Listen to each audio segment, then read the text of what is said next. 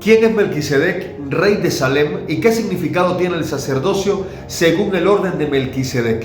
Melquisedec ciertamente es un personaje realmente enigmático en la Biblia, del cual muchos creyentes se han hecho la misma pregunta. ¿Quién es realmente Melquisedec? Que aparece en el Antiguo Testamento y que incluso es mencionado en el Nuevo Testamento como un tipo de Cristo. Su figura ha generado muchísimas interpretaciones teológicas debido al escaso detalle de la información que se tiene sobre él. Entonces, vamos a ver este tema por partes.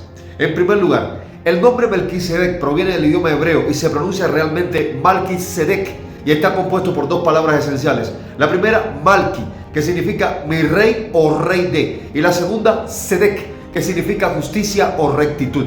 Por lo tanto, Melquisedec se traduce como mi rey es justicia o rey de justicia. En la Biblia se menciona específicamente en el contexto de Génesis capítulo 14 del 18 al 20, Salmos 110 versículo 4 y en Hebreos capítulo 7 versículos del 1 al 3, haciendo referencia a una figura enigmática, mesiánica, un prototipo del sacerdocio eterno de Cristo. Y no se muestra ninguna genealogía suya y su sacerdocio es considerado incluso superior al levítico.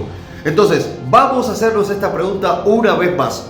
¿Quién era Melquisedec? Mire, visto desde el Antiguo Testamento, es una persona mencionada por primera vez en Génesis capítulo 14 del 18 al 20, donde aparece como el rey de Salem y sacerdote del Dios Altísimo. Este pasaje dice lo siguiente textualmente: entonces Melquisedec, rey de Salem y sacerdote del Dios Altísimo, sacó pan y vino. Escucha lo que sacó, pan y vino, y le bendijo diciendo: bendito sea Abraham del Dios Altísimo, creador de los cielos y de la tierra, y bendito sea el Dios Altísimo, que entregó a tus enemigos en tu mano. Y también nos dice la Biblia que Abraham, no por la ordenanza, la cual todavía no había establecido hasta la ley dada por Dios a Moisés, Abraham dio a Melquisedec los diezmos de absolutamente todo el botín, como lo dice Génesis capítulo 14 versículos del 18 al 20. Ahora, de este pasaje se desprenden varios puntos que son clave sobre este personaje de Melquisedec. En primer lugar, es rey y sacerdote de manera simultánea, lo cual es algo realmente inusual en la historia de Israel, ya que los sacerdotes venían de la tribu de Leví y los reyes de la tribu de Judá. O sea, en Melquisedec hay dos nombramientos que posteriormente con la descendencia de Jacob, o sea, con las 12 tribus, vendrían a través de no una, sino de dos, de Leví y Judá. Pero en Melquisedec se cumplen ambos nombramientos, rey y sacerdote. En segundo lugar, es el rey de Salem, lo que se asocia con Jerusalén. Y aquí tenemos que considerar la relación que hay entre el significado del nombre Melquisedec y el nombre Jerusalén. Mire, ya vimos al inicio lo que significa la palabra Melquisedec, que es mi rey es justicia o rey de justicia. Ahora, el nombre Jerusalén proviene del hebreo Yerushalayim, que se considera tiene raíces semíticas muy antiguas y etimológicamente se suele interpretar en dos maneras principales. La primera, ciudad de paz. O sea, se cree que Yerushalayim deriva de la combinación Yerú, que significa fundación o posesión, y Shalayim, relacionado con la palabra hebrea Shalom, que significa paz. Y esto da lugar a dos posibles interpretaciones del nombre, que puede ser o fundación de la paz o ciudad de la paz. Ahora, en Génesis capítulo 14, versículo 18, se menciona a Melquisedec como rey de Salem, o sea, Shalem, o la ciudad de la paz, lo cual refuerza la idea de que Jerusalén era vista desde aquel tiempo como una ciudad muy bendecida o consagrada. Entonces, Melquisedec, cuyo significado es rey de justicia, y Jerusalén, que significa ciudad de la paz, puede ser visto o interpretado sin lugar a dudas como la referencia profética a la Nueva Jerusalén, la ciudad celestial mencionada en el libro de Apocalipsis capítulos 21 y 22, y que está bajo el reinado del Rey de Paz, quien es Jesucristo mismo. Ya por aquí tenemos unas cuantas pistas. Entonces, vamos a profundizar un poquito más en quién es realmente Melquisedec.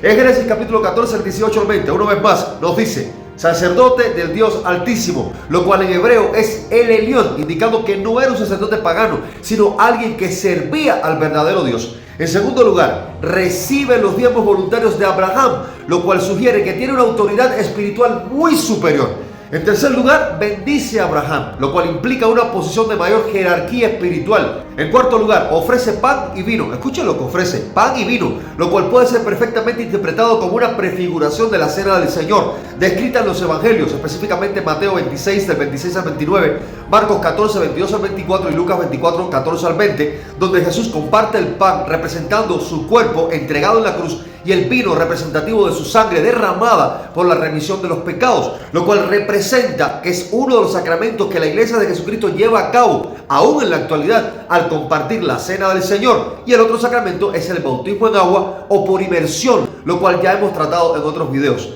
Entonces, en el Salmo 110, versículo 4, vemos algo muy revelador. David profetiza sobre un sacerdote que será del orden de Melquisedec y dice lo siguiente: juró Jehová y no se arrepentirá. Tú eres sacerdote para siempre, según el orden de Melquisedec. Y atención, este versículo es totalmente mesiánico y citado también en el Nuevo Testamento para referirse a Jesucristo. Y aquí se afirma que el Mesías no será un sacerdote levítico, sino que pertenecerá a un sacerdocio muy superior y eterno. Ahora, esto es viendo a Melquisedec desde el Antiguo Testamento, pero vamos a verlo también desde el Nuevo Testamento. En el libro de Hebreos se explica ampliamente la relación entre Melquisedec y Jesucristo. Por ejemplo, Hebreos capítulo 5, versículos del 6 al 10 dice lo siguiente: como también dice en otro lugar, tú eres sacerdote para siempre, según el orden de Melquisedec. Y Cristo, en los días de su carne, ofreciendo ruegos y súplicas con gran clamor y lágrimas, al que le podía librar de la muerte, fue oído a causa de su temor reverente. Y aunque era hijo, por lo que padeció aprendió la obediencia, y habiendo sido perfeccionado, vino a ser autor de eterna salvación para todos los que le obedecen. Y fue declarado por Dios sumo sacerdote según el orden de Melquisedec. Entonces, aquí se presenta claramente a Jesús como el cumplimiento de la profecía del Salmo 110, versículo 4, estableciendo su sacerdocio superior al sacerdocio levítico. Entonces, en Hebreos 7, del 1 al 10, se explica cómo Melquisedec es una figura única y que tiene varios detalles importantes. El primero, no tiene genealogía registrada, Hebreos 7:3, y dice: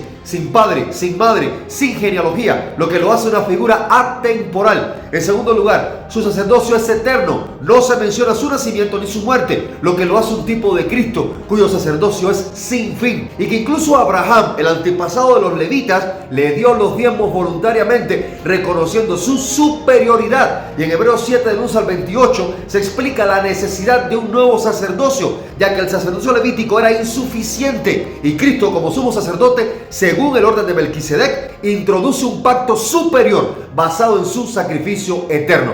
Entonces, la pregunta ahora sería: ¿qué significa ser sacerdote según el orden de Melquisedec? Primeramente, eterno, no depende del linaje humano ni tiene fin. En segundo lugar, superior al levítico, no está basado en la ley mosaica, sino en una relación directa con Dios. En tercer lugar, rey y sacerdote a la vez. Jesús es rey de reyes y sumo sacerdote, también directo y sin necesidad de sucesión. No hay una línea de descendientes sacerdotales como los levitas. En cuarto lugar, basado en la justicia y la paz. Melquisedec significa rey de justicia y rey de paz, Hebreos 7:2. Ahora, ¿cuál es la importancia teológica de Melquisedec a la luz de las Escrituras? En primer lugar, prefigura a Cristo como rey y sacerdote eterno. En segundo lugar, muestra que el sacerdocio levítico era temporal e imperfecto, Hebreos 7:11.